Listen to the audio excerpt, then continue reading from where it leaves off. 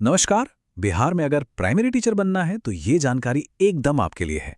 चलिए, बिहार डीएलएड 2026 की जो संयुक्त प्रवेश परीक्षा है, उससे जुड़ी हर जरूरी बात को अच्छे से समझते हैं।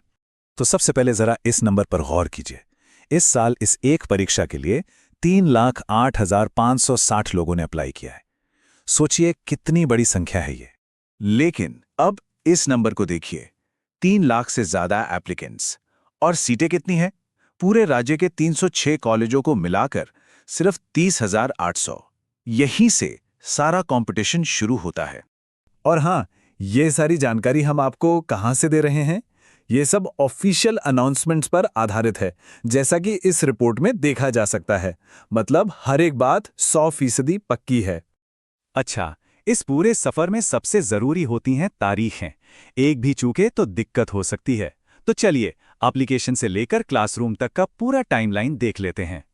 तो देखिए, एप्लीकेशन की तारीख तो 9 जनवरी को ही खत्म हो गई। अब इंतजार है अप्रैल का, जब एग्जाम की ऑफिशियल डेट आएगी।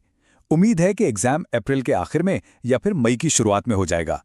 उसके बाद मई जून में एडमिशन का प्रोसेस और मेरिट लिस्ट का दौर चलेगा, और फिर जुलाई से नया सेशन शुरू। चलिए, अब जरा उन आंकड़ों में और गहराई से उतरते हैं जो बताते हैं कि ये मुकाबला असल में कितना कड़ा है। ये बार चार्ट देखिए, तस्वीर एकदम साफ हो जाती है। एक तरफ एप्लीकेंट्स का ये ऊंचा पहाड़ और दूसरी तरफ सीटों की ये छोटी सी संख्या। इन दोनों के बीच का जो ये बड़ा सा गैप है ना, वही तो असली चुनौती है। सीधे सीधे शब्दों में कहें तो हर एक सीट के लिए करीब करीब 10 लोग लाइन में हैं। जी हां, एक सीट और 10 दावेदार। अब आप खुद ही अंदाजा लगा लीजिए कि तैयारी कितनी मजबूत होनी चाहिए। तो सवाल उठता है कि एग्जाम के बाद इन गिनी चुनी सीटों का बंटवारा होता कैसे है ना? तो चलिए, सीट अलॉटमेंट के पूरे गणित को समझते हैं। देखिए, सबसे पहला और सबसे बड़ा बंटवारा होता है आपकी पढ़ाई के हिसाब से, यानी स्ट्रीम के आधार पर। मामला एकदम 50-50 का है। आधी सीटें यानी 50% साइंस वालों के लिए और बाकी की 50% आर्ट्स और कॉमर्स वालों के लिए रिजर्व्ड हैं।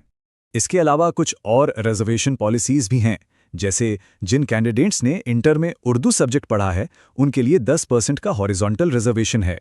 साथ ही दिव्यांग उम्मीदवारों के लिए 5% और पूर्व सैनिकों के बच्चों के लिए भी 5% सीटें आरक्षित हैं।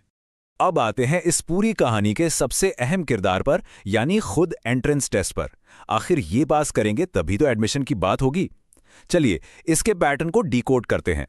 तो देखिए, पूरे 120 सवाल होंगे और सब के सब ऑब्जेक्टिव टाइप।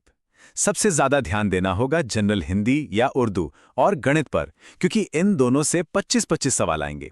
इसके बाद साइंस, सोशल स्टडीज और जनरल इंग्लिश से 20-20 सवाल, और आखिर में लॉजिकल और एनालिटिकल एबिलिटी से 10 सवाल पूछे जाएंगे।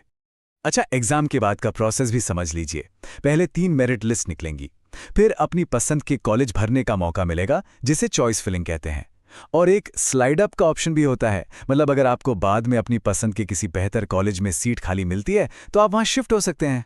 और आखिर में एक सवाल जो सोचने वाला है, जब एक एक सीट के लिए 10-10 लोग दौड़ रहे हों, तो ये बिहार में प्राइमरी एजुकेशन के भविष्य के बारे में क्या इशारा करता है? इसके बढ़ते क्रेज और चुनौतियों के बारे में आपकी क्या राय है? सोचिएगा जरूर।